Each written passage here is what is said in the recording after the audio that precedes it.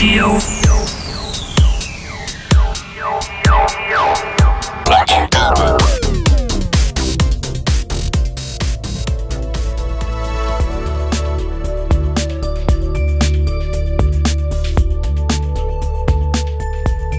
Hi there and welcome to Plugin Guru's Quickie video number 5. My name is John Skippy Limcool and I'm going to be your host tonight to take you through the process of learning a little bit about Logic Pro's effects section.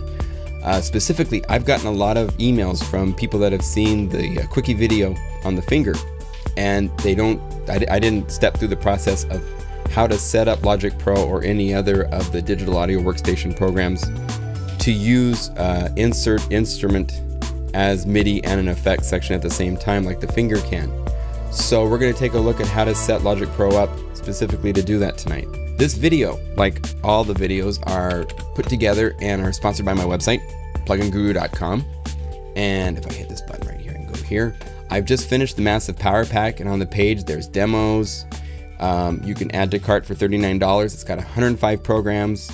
And you can even download down at the bottom of the bank right here. There's a demo bank. You can download 12 of the patches from this power pack. So make sure you go to my website, pluginguru.com, to check out this awesome bank. And then there's also power pack banks for FM8 and Stylus RMX. Now, if you notice, when you look at the screen, the mixer section in Logic Pro looks a little different than it might in your version of Logic Pro.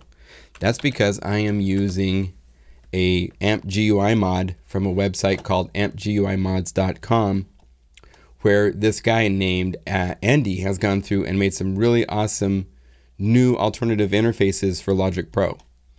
You have to set your meters to sectional dB, which is done by doing this. You right click right here, and here's where you change from exponential to sectional. Once you try sectional, you'll like it. It's a lot more accurate for where things are at the high end. The curve for exponential kind of can trick the high end a little bit on the display meter, so I actually like sectional linear better. So that's a great thing I learned about with this mod. The other thing you'll want to do is you'll want to duplicate your program and do this mod to the duplicate of your program, so you always have an original copy of Logic Pro. You're not erasing or changing anything in your master copy, so don't do it to the original one. But it's really easy to replace some JPEG image, well, some PNG images, I believe. It's really easy to replace some images in a folder. There's instructions on their website how to do it, and you end up with these awesome displays that show you meter levels and stuff to work with. So highly recommend it. So that's why this interface looks a little different. All right, we're going to be using Stylus RMX, and it's a drum loop from the Plugin Guru, my Beatropolis library. It's from Kevin Rankin. It's a live drum recording that we did actually here in my basement here in Portland, and it came out really good. So that's our sound source. Now this is this mixer channel, and this could be an audio track. It could be a full mix of a song. It would just be an audio track at that point instead of an instrument track. So whatever it is, the setup to do what we're going to do is the same. And here's what we do. You go to the sends and you assign it to bus 1. You need to assign it to a bus, somewhere that's going to route the audio so it can get back to something else inside of Logic. Hold down Option and click on the knob, and that sets it to 0 dB, so it's got signal going to it. And then also go and click again and set it to pre-fader. This tells this send that this signal goes out before the fader, which means I can turn this fader all the way down, and when I do that, if I go back here and hit play, it will still be coming over here to my auxiliary. Click right there to make it stereo for your auxiliary channel. If you don't, it'll be mono, so you could do it as mono or stereo. But we want it to be stereo, of course. And as you can see, the volume's down here. If I want, I can turn on the auxiliary volume so it's all the way down. So it doesn't look like any signal's happening, but it is. And we'll find out by doing this. So we go to the core player and double click to call up the core player.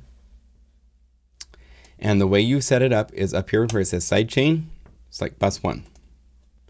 Then you click over here where it says effects. And if we were to go to Deep Freak, for example, and wait a second, double click. There it is.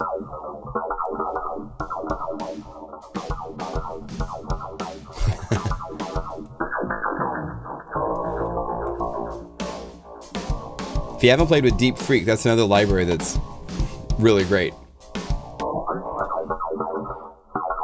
So let's get back to RMX and stop it. So let's go over here and go to the finger. And let's say glitch chopper, just for, this is the standard chopping one, then we can get crazier. And all you do is, I wanted to say real quickly that if you wanted to just use like Deep Freak or something like that, where you don't need MIDI notes to manipulate it, you could remove a step in this process and just assign it right here under the no plugins. Just go to audio units, to your Logic native instruments, to your core player, and assign it right here. And that would allow you to just use it as an effect, and that other things could be sent to this effect since it's on a bus now. That's the main reason for there being buses. Some people have asked me this question, and the main reason is so that multiple audio tracks and instrument tracks can all share just one effect. So you could have a really cool distorted thing and have an audio track and have an instrument bass track and a drum track all being sent in certain amounts by, depending on this knob right here, to that effect. So one effect can now be shared by all sorts of audio tracks instead of it being that you need that effect on each of the instrument tracks. So it's a smart way to use the same effect. You know, say you've got a whole bunch of backing vocals and you want them all to have the same airy sound, you could just make one airy EQ compressor and then put a whole bunch of vocal tracks through it. All right, so let's get this going again. And we've called up the chord and we've called up the finger. So all I have to do is select the core player as my MIDI listening track. And now when I play notes on my keyboard, oh, there it is. I was like, where's it at?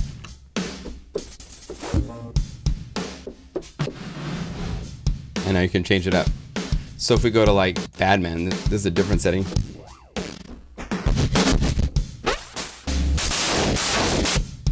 So it's that easy. So let's go through the process one more time. I'm going to do it to my voice track. Here's my microphone, and we set it up to go to bus 1. Click to send. Pre-fader. Turn this down so that my voice is just going through here.